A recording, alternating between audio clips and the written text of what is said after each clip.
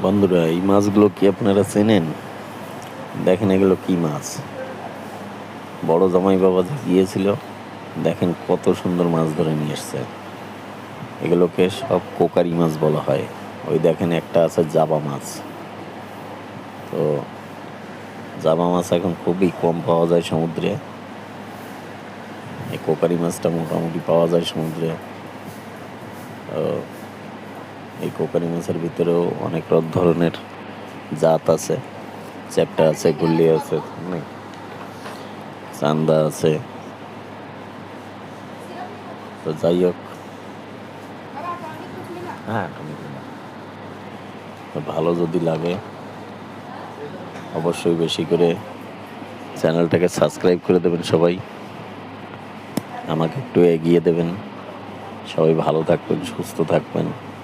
ধন্যবাদ। আবারও দেখা হবে একটা ভিডিওর সঙ্গে।